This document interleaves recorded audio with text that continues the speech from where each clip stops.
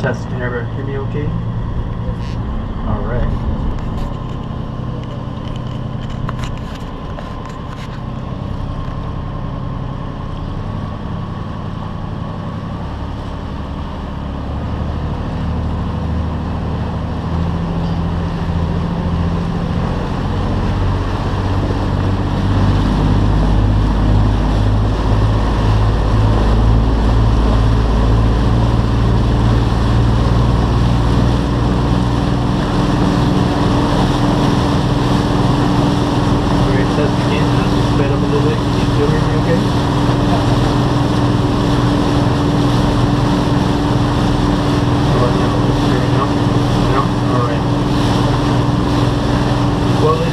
Welcome aboard the Remembrance Barge, and my name is Admirals. We're doing some reports for you.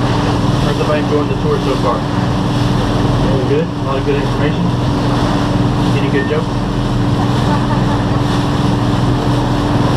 Take that as a no? Alright, well don't worry, I got plenty of good jokes for you. A lot of good information too. So, since we're on an official military vessel, we use proper military terminology. Does everybody know what side the port side is? The left side as you're sitting. How about the starboard side? Good guess, off the way. Alright, how about man overboard and man the ship? Alright, quick show of hands. Now is not time to be shy. Who cannot swim? Alright, so if you turn around, right behind me is the life ring. The only thing that my partner does less well than swim is share. So you might want to be faster than he is, okay? Just kidding, we have enough life jackets on board for everybody. Alright. Ladies and gentlemen, everybody know what side the starboard side is? You look off that direction behind this tree line you see. Military officer housing, we call them a Brew Point. Now in the early days of Pearl Harbor, naval pilots and their families, when stationed on Ford Island, would live in those houses. Now prior to the bridge off your port side being built, for those same sailors to get back and forth to work every day, you used to have to take a ferry system. Not too bad of a commute, better than being stuck in traffic on H1 every day. So if we look off to the port side, back to the bridge I was mentioning, this is commonly referred to as the Ford Island Bridge because it leads from the main part of Oahu over to Ford Island. It's actually called the Admiral Bridge. Now, as you can see, it has a very unique design, what's known as a floating retractable pontoon style. There are only two bridges like this in the entire United States. This one here and one in the state of Washington. This is the larger of the two. This bridge was built in 1998. Now it's named after a famed World War II submarine hero here in the Pacific, Admiral Bernard Chick Clary. After World War II, Admiral Clary became the Vice Chief of Naval Operations as well as St. Fleet or Commander-in-Chief of Pacific Fleet from 1970 to 1973. Now that we're a little further along the bridge, you see this portion looks like it's touching the water. I'd like to let you know that it's made of hollowed out concrete, has some flotation devices, as well as material on the inside that actually floats just on the surface. Now using hydraulic cables, those cables pull the pontoon portion back to the left or behind or underneath the raised portion of the bridge. It takes about 45 minutes to fully open, and again 45 minutes to fully close. Now it only opens 2 to 3 times a year for maintenance, and then again on December 7th, so that way it allows an active duty U.S. Navy vessel through the bridge so it can pass by the Arizona, render honors to her, and then head out to sea.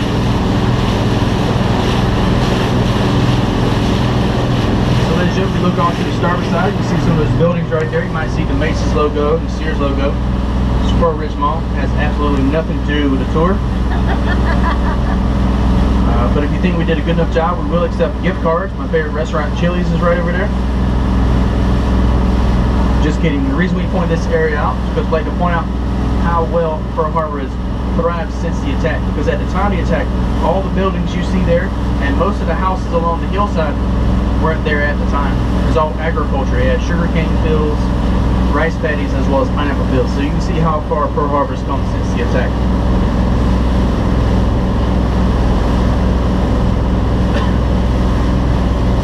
Alright, so ladies and gentlemen, back to the port side. We're now adjacent to Ford Island. Does everybody know how Ford Island got its name? Obviously somebody named Ford, right? Yeah. Well, I'd like to tell you that the Hawaiian name for it is Moku Ume Ume, which translated means the island of attraction. Now it's named Ford Island after a Dr. Seth Ford was a Boston-born physician who practices medicine at the Honolulu Insane Asylum and Siemens Hospital in the mid-1800s. Now it's rumored that Dr. Ford received this island as a wedding present when he married into the royal monarch family. Anybody else get an island as a wedding gift? Yeah, my wife's still waiting on hers too.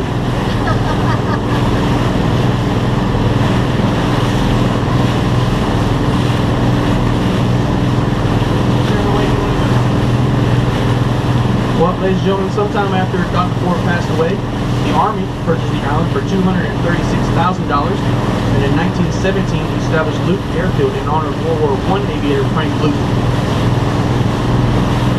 And then in the 1930s, possession and ownership of the island was transferred to the U.S. Navy when he established Ford Island Naval Air Station.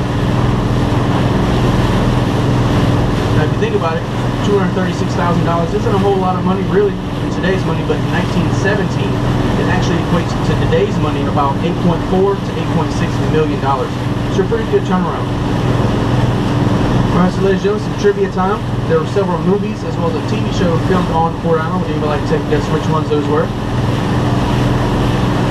Yes, ma'am, Pearl Harbor is one of them, but one of the more famous ones.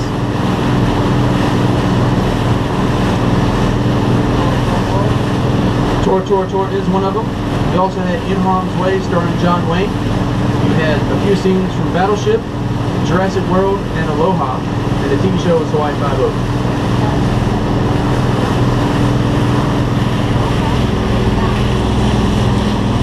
Alright, so ladies and gentlemen, off to the starboard side ahead of us, you see this mountain range. That is the Waianae Mountain Range for those that did not know. If you look to the far right-hand side, you see what looks like a forward and an aft mountain. Now in between this is a valley called the Koli Pass. Now, in the movie Pearl Harbor, there's a scene where Japanese pilots fly real low over the field, buzz the mom while she's hanging wash on the line. I'd like to point out that even though that was in the movie, there's no historical evidence to support the claim that they actually used it, so that has become an enduring myth here in Pearl Harbor.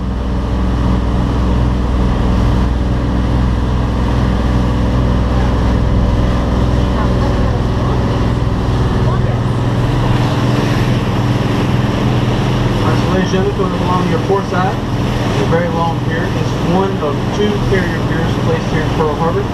This particular pier was placed here in the 1950s to accommodate the Essex class carrier. Now it is large enough to accommodate any aircraft carrier in today's fleet as well. Now, prior to this pier, there were concrete blocks known as mooring quays and mooring keys, such as that one right there. They were placed here that way they were placed for ships to tie up to. Now, an example of some of the ships that are tied up here prior to the pier, you had USS Detroit, which escaped damage, as well as the USS Raleigh, which was severely damaged during the attack. Now, had the two aircraft carriers, the USS Lexington and Enterprise, been in port on that fateful morning. This is the area of the island that they'd have been moored up at.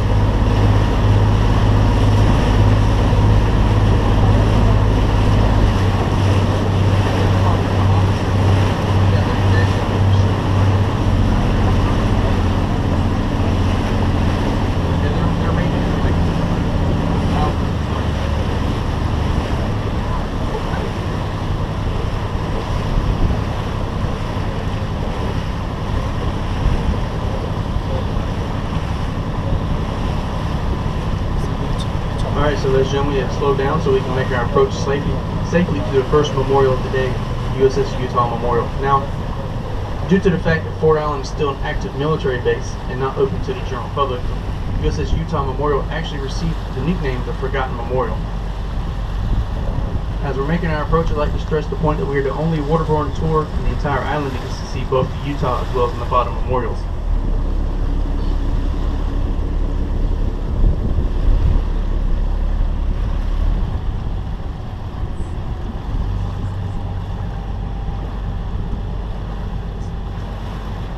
Alright, so ladies and gentlemen, as we're making our way past the memorial, I'd like to point out that what you see today was established as a direct result of Utah Senator Moss, who in 1972 campaigned for fitting remembrance of 58 men that lost their lives on the Utah during the early Mossy attack.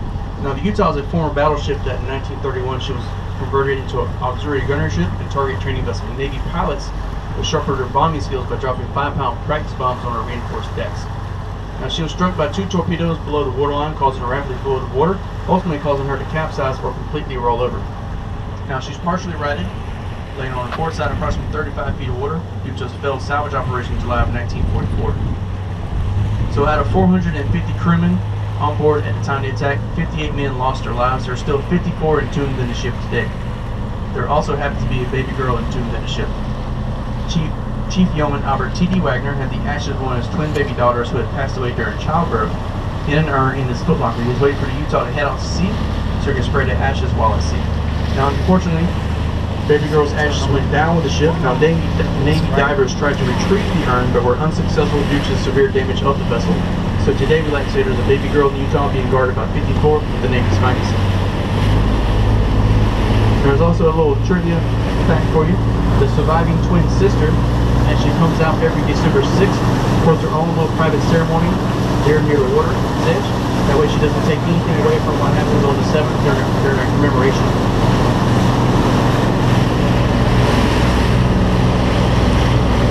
So if you continue to look off to your port side, you see a couple of these buildings near the water's edge. These are actually a composite of early Army and Navy hangar bays that service both the PBY patrol planes as well as the police carrier aircraft. Now, you might notice the barge building with all the shiny windows, fairly recent, about 7-8 years built. It took 2 hangar bays, converted into one large building. That's actually the Pacific headquarters for NOAA, the National Ocean and Atmospheric Administration.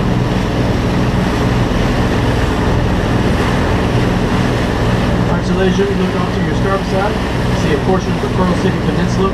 Now, today the Pearl City Peninsula is set aside as a site for government warehouses as well as military housing. However, back in 1941, this was the site for the Pan Am Clipper facility, which included piers for mooring aircraft, as well as hotels for crew members and guests to stay overnight. As you can see, adjacent to the Pearl City Peninsula is a body of water known as Middle Lock. Now, today Middle Lock has been set aside by the U.S. Navy as an anchorage point for all our decommissioned ships, in which we call the mothball fleet. Now, the ships that you see out there have been stripped of all critical components, both inside and out, and some of them are actually waiting to be used in another day of need. So instead of the Navy building a brand new ship from the keel up, spending billions of dollars and millions of man hours, actually go out to one of the many mothball fleets that we own, such as this one, and outfit one of those ships from the latest technology. And an example of that, USS Missouri was first decommissioned in 1955, just after the Korean War. She was brought back into commission in 1986 when she was outfitted with Tomahawk cruise missiles, and then she saw action during the first Persian Gulf War.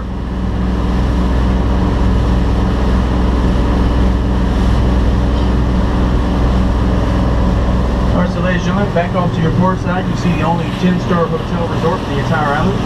As you can see, they have great security, the barbed wire fencing. Now, I hear that on the inside they have 3 sprinklers a day, hot for you to sleep in. Good behavior, you come outside with a little steam office at break time. It's a military jail. It's also called the brig. I personally don't know too much more about the inside workings, but if you're talking about the partner, Pedro Muñec, you got it, what, 2 weeks ago? 2 weeks ago. Also, as you can see, strategically placed, keyword, strategically placed right next to the brig, military officer housing for 06 and below.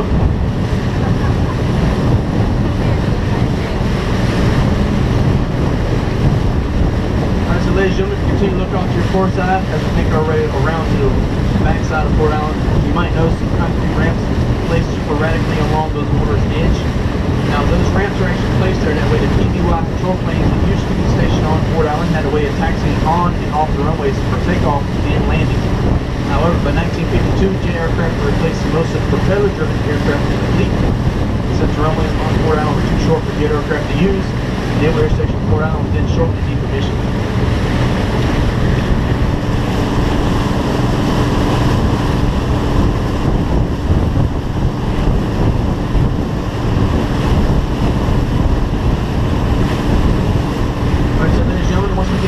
Last set of houses and a couple of these trees, you actually see a pretty good view of the whole Naval Air Station Port Island. As a matter of fact, our course we're currently driving on actually runs perpendicular to the way the runways run down the length of Port Island.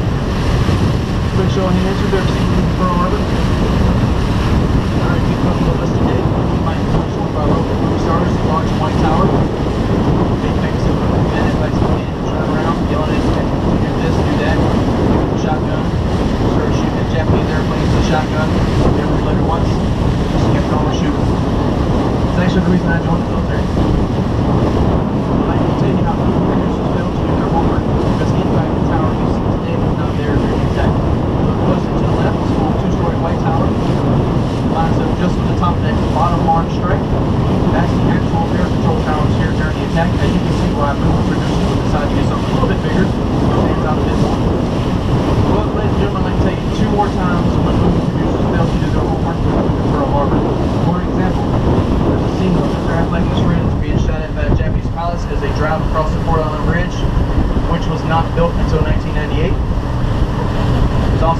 Mr. Athletic does this.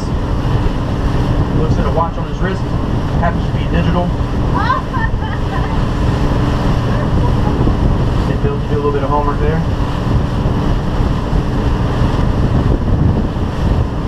Alright, so ladies and gentlemen, ahead of us, you see the only one entrance and exit to Pearl Harbor. It's about 800 feet wide. The Navy uses about 400 foot of it for navigational purposes. So I'm heading away to make a move.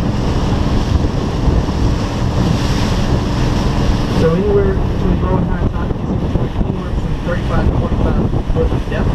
Now at the higher tides, our larger ships, maybe some small ships, as well as our aircraft carriers are waiting their way in and out of port. Alright, so ladies and gentlemen, quick show of hands. Who knows what a Battle of the Bands is? The big band competition, you play best piece of music. Alright, how about a fast cruise? Anybody know what a fast cruise is?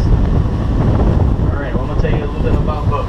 I'd like to start the next memorial, USS Nevada Memorial. We're coming up to it shortly. Now, before we get there, I'd like to set the scene a little bit. Saturday the 6th, night prior to the attack, was a Battle of the Bands, a big band competition held at Pearl Harbor's Block Arena. Now, it came down to the USS Nevada's band winning the competition. They actually beat the USS Arizona's band. Now, the Arizona and their crew thought that they should have won. Now, like any other jealous sailor I've ever met in my illustrious career, you beat my team, I'm going to fight you. Well, I'd like to tell you that a fight actually did break out in the parking lot of Pearl Harbor's Block Arena. Now, the commanding officer and command duty officers of each ship brought their entire crew on board for overnight what's known as a fast cruise. In 1941, a fast cruise was a form of punishment. Everybody comes on board, you do all your underway watch stations, and no one gets to go home until the captain is happy. Well, today the Navy has set aside fast cruise pretty much the same thing. It's not a form of punishment, it's actually for training nowadays. That way we can be better prepared for when casualties happen, like on the 7th. Now, with that being said, there were no other ships tied up along the USS Nevada. She was actually moored at the end of Battleship Row, at the very end of the South Channel, currently ahead of us. Now, she had tied just after the USS Arizona. She was struck by a torpedo to her portside bow, which cut a 48-foot by 25-foot hole in her side. Now, quick reference, the vessel you're on today is 40 feet in length, so you can see how large a hole that really was.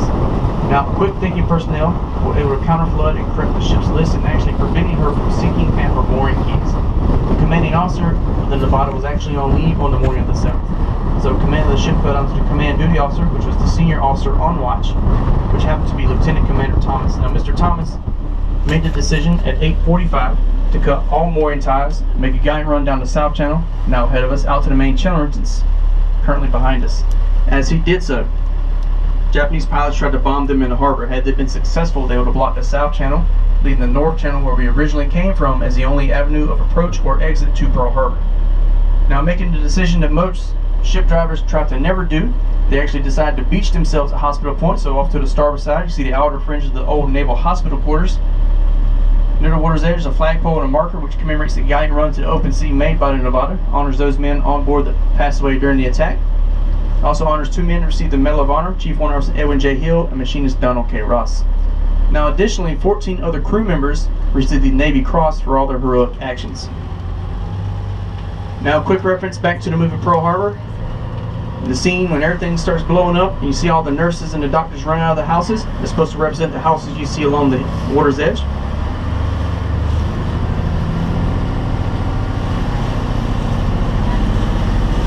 I'm rocking a little bit. Anybody get seasick? Anybody take one of those buckets off the quarterdeck? Alright, so ladies and gentlemen, look off to the starboard side, you see this tree line near the water's edge. Behind that you see a parking lot. That's the approximate location of where the Naval Hospital was located in 1941. A year later, in 1942, the hospital was closed and moved to Aiea to become the Aiea Naval Hospital, which now has become Camp Smith, also known as ACOM headquarters. Now, the Naval Hospital was permanently closed in 1948 when the Triple Army Medical Center was opened to service all armed service members here in Oahu. Alright, so ladies and gentlemen, for everybody taking pictures and videos, once we pass through the security barrier, we ask that no more photographs or videos be taken off to your starboard side. Now, you're more than welcome to take any and all photographs off to your port side that you like. Now, if you need a couple action shots, I got one for you. This one here, you ready? Looks like I'm telling you something. And I got this one here. My wife's personal favorite. Now, if you're tired of taking photographs of me, you can turn right around, take a couple photographs of my coxswain. He's a pretty photogenic guy, like right there.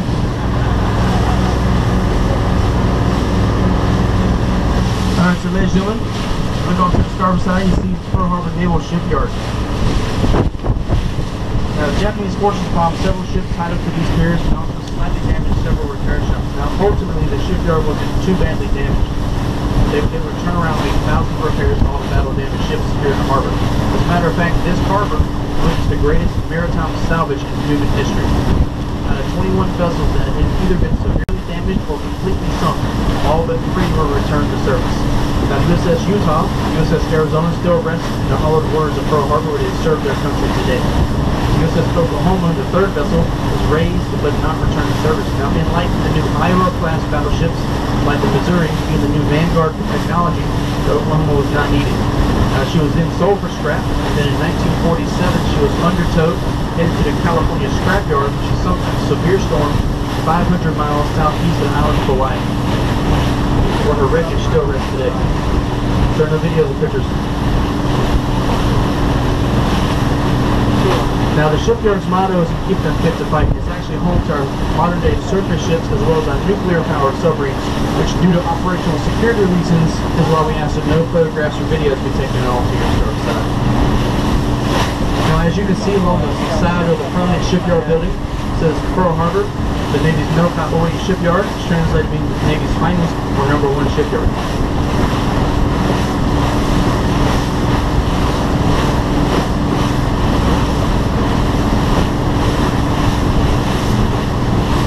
Alright, so ladies and gentlemen, back off to the port side, you start to see some of these large concrete blocks. These are more mooring keys or mooring plates. Now, these particular ones were placed here during the 1930s to accommodate the great battleships of the Pacific Fleet. Now, this impressive anchorage is known as Battleship Row. Now, although they are painted white, and some of them have names on the side, starting with USS California, BB-44, coming up here shortly. They're not memorials, they're only reference points of what ship was moored where during the attack. Now, USS California is actually the beginning of Battleship Row. As a matter of fact, a little trivia fact for you guys, USS California was actually the first ship to sound their general quarters alarm seconds prior to the first explosion.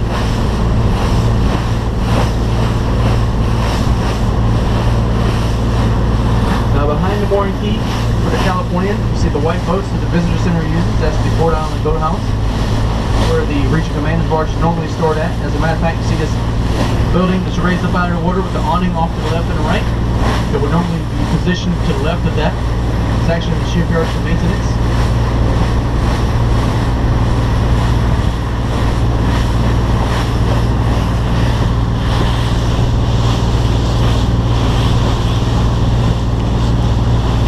A lot of good information was covered about the USS Missouri back in the museum.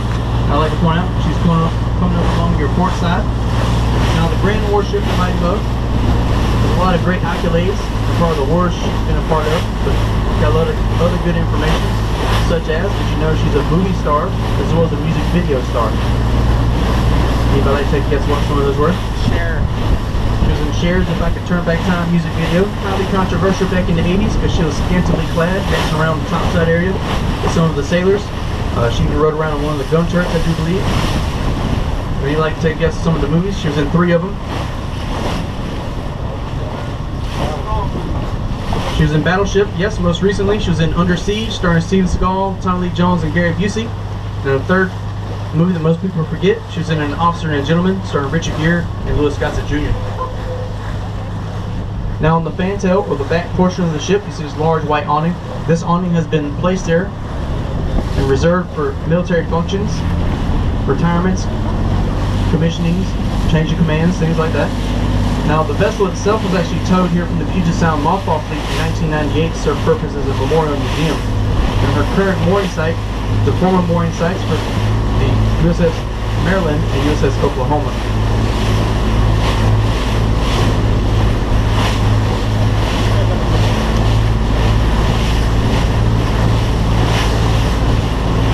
Now, up on the 01 veranda deck, you can see that large awning behind the 2nd gun turret. Is actually the site where the signing of the instrument of surrender took place. There are 2 copies on board, one in English and one in Japanese.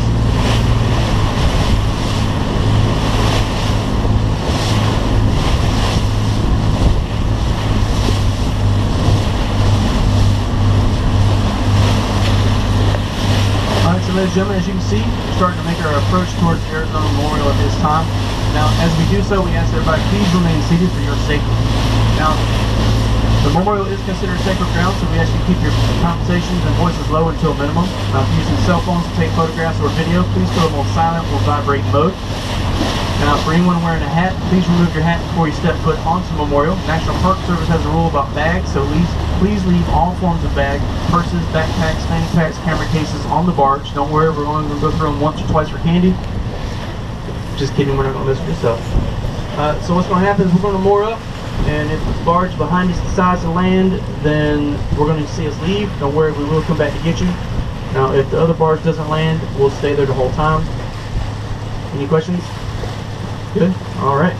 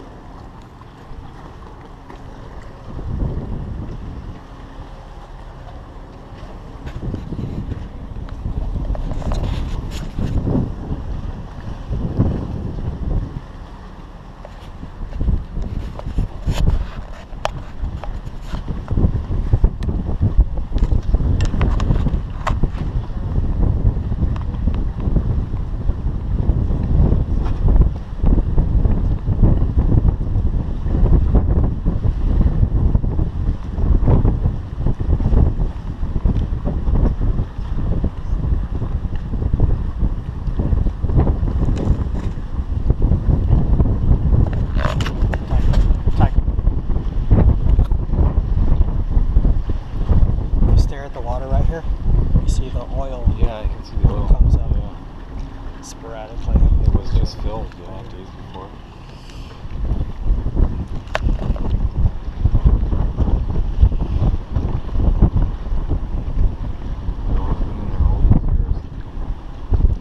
Since 1941. Ecological disaster waiting to happen when this thing breaks. They still figure there's a lot of it in there. Yeah.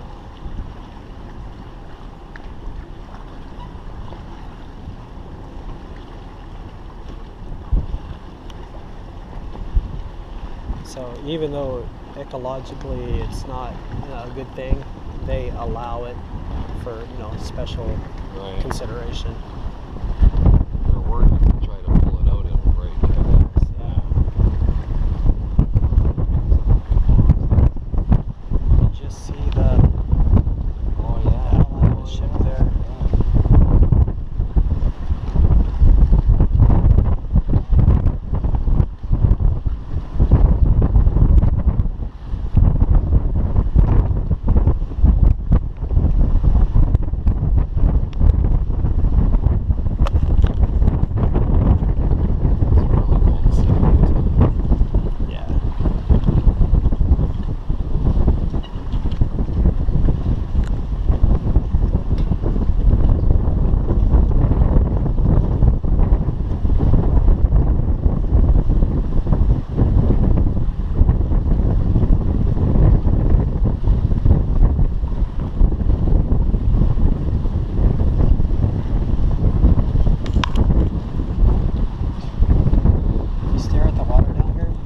You'll see the oil come up. I can smell it. Yeah, see it right there? Yeah, I could smell it when I was on this side. Sporadically, you'll see it come up. About every 10 seconds. See, there's another one out there. I can totally smell it. I'm surprised we couldn't just go down and siphon it out and put it in a different ship that was getting sent out. Instead of waiting to be restocked.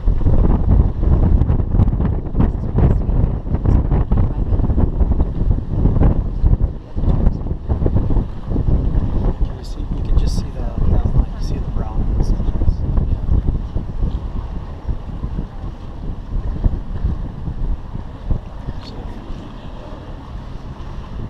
That's a lot. That's a big one. Crazy.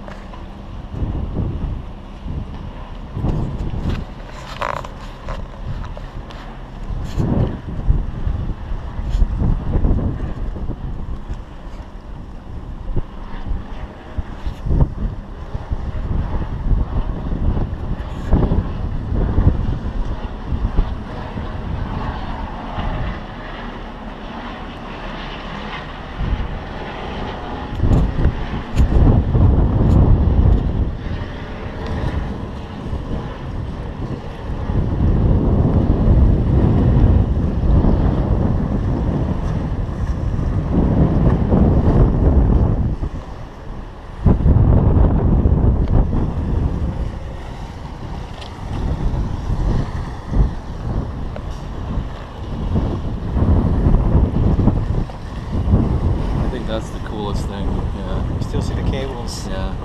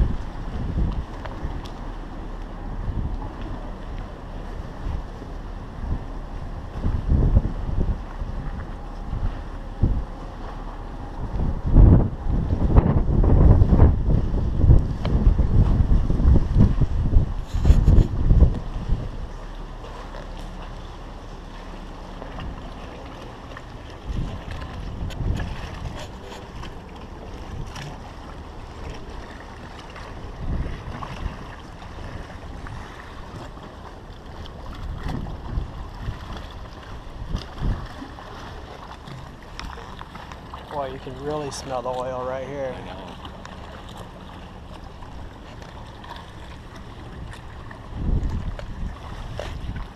Some kind of shrine on the island there. Looks interesting. Oh, yeah. I wonder if that's why.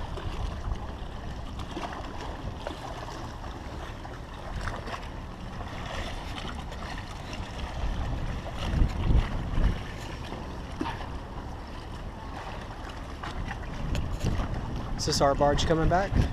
Or is that the other one?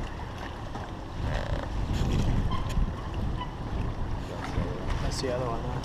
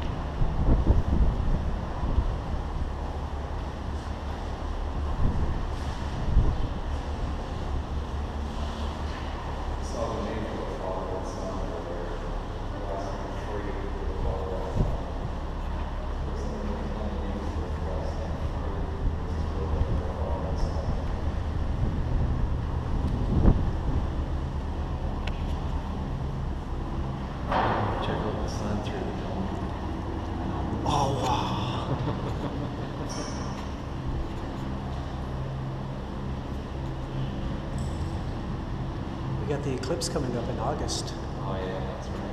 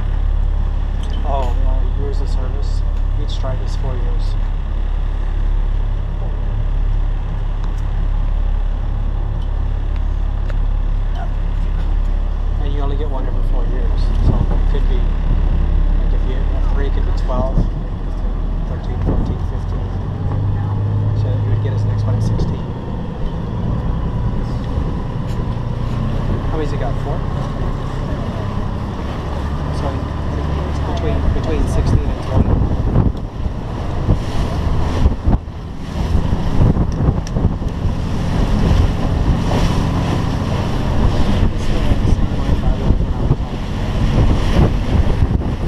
Alright, Tess, can you still hear me?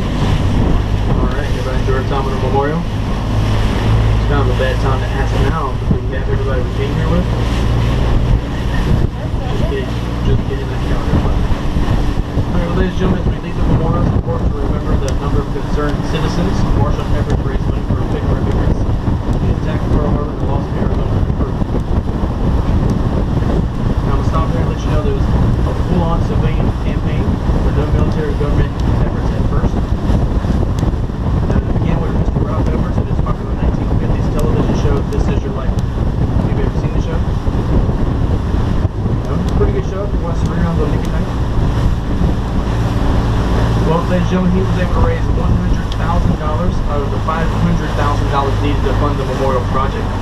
Now, unfortunately, the fundraising drive stalled a little bit, so using a one-night-only benefit concert held at Block Arena, the King Elvis Presley was able to come in, throw down a good concert, and was able to raise an additional $64,000 towards the completion of the memorial project. Now, unfortunately, the fundraising drive stalled again at about $250,000, but at this time, the Kennedy administration was able to pass money through Congress with additional money from the state of Hawaii. Together, they were able to make the dream of the memorial come true.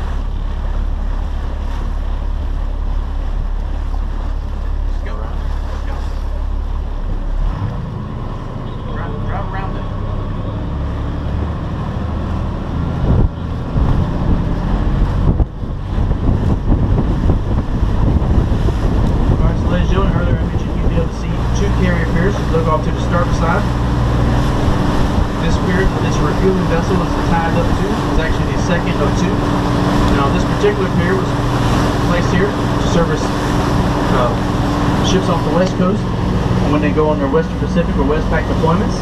Now, it is large enough to accommodate 2 of our aircraft carriers at the same time, one on each side of the pier. Now, it's commonly referred to as hotel pier because all the hotel services are visiting ships. For example, you have sewage disposal, fresh water, you have food for your galley and vending machines, and more importantly for the younger generation, you have internet.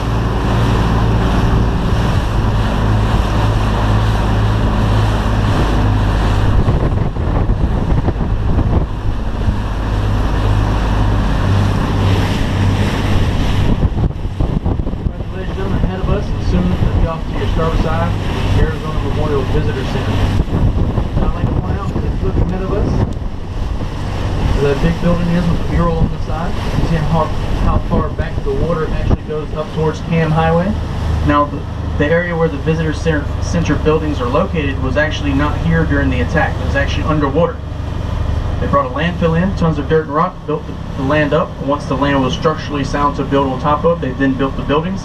And then, in 1980, the National Park Service was actually mandated by Congress to take over actions and operations of both the memorial as well as the Shoreside Visitor Center. Now, cooperation with some fine Navy folks, those are the gentlemen and the gals that actually drive the white boats to and from every day. Average visitation each year is about 1.5 million people. Now, then on top of that, if you average in all the tours that we do down at the Boathouse, we add another 16,000 or so each year.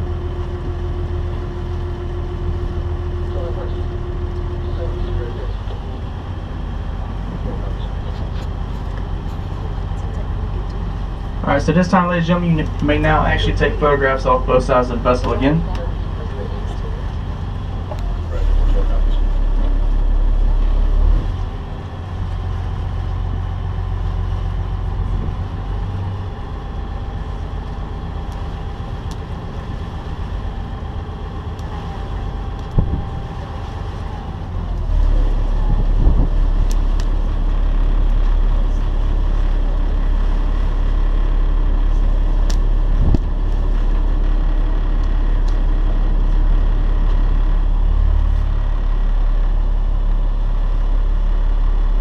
Alright, so ladies and gentlemen, if you look off to the starboard side, near the shoreline, here shortly you'll see one of 3 anchors that were salvaged off the USS Arizona. Now, the other 2 are actually in the state of Arizona. One is at the state capitol building, and the third is actually on the campus grounds of the University of Arizona.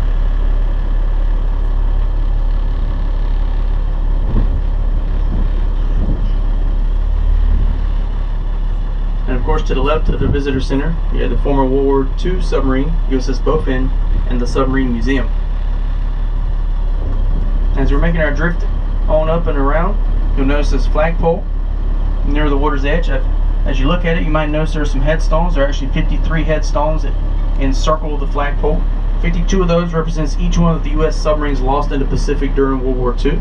The 53rd represents collectively all the men from those submarines.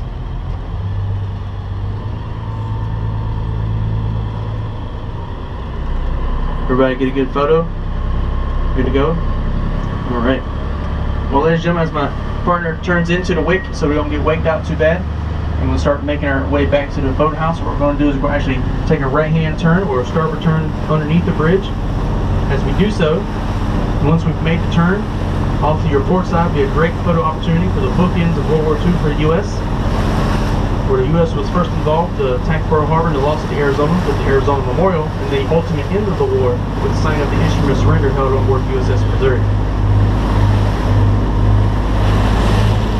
Now, shortly right after that photo opportunity, continuously off to your port side, for those that are mechanically inclined or interested in mechanical feats of engineering, you have a closer view of the pontoon portion and the underworkings of the bridge as we pass by.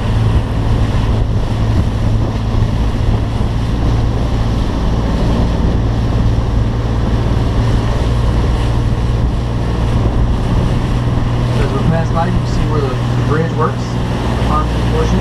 Hydraulic cable pull it back away, actually to that second pillar onto the starboard side. Again, it takes about 45 minutes to fully open and fully close. Alright, so ladies and gentlemen, we look off to the starboard side, off in the far distance. You see another mountain range. That's the Koilau mountain range. That's where the second wave of the Japanese forces used for cover during their attack run. Now, just in front of that, you see the top of Aloha Stadium, where the University of Hawaii Fighting Warriors host our home football games every year. Most recently, we used to host a Pro Bowl for the NFL. For those that don't know, if you're not normally stationed here or don't live here, Wednesdays, Saturdays, and Sundays is a swap meet held over there. Look for some good, cheaply priced souvenirs to send back home for your friends and family. Remember, Christmas is coming back around. Dig a little deep, you find some good handcrafted shipping there as well. Now, we actually have an added bonus on today's tour. This is normally not seen today, but today you get a good shot. You look off to the starboard side, you see all those sailboats. And look way in the back, there's one. Looks like he's having a Mai Tai. That's actually the entire Pacific Coast Guard fleet. As you can see off the port side, some are doing some roving patrol out there for you, keeping the harbor safe. Just kidding, it's actually Rainbow Bay Marina. So it's operated by the MWR. You can actually rent one of those boat slips for your personal boat at a much lower cost than going downtown Waikiki. As well as a little further over, the smaller ones, you can actually go through Rainbow Bay Marina itself. And actually, for about $50 a week or so, you can actually take sailing lessons and learn how to sail on a sailboat. And then once you get certified, you can come back, rent one of their boats, come out here and sail around for a little bit.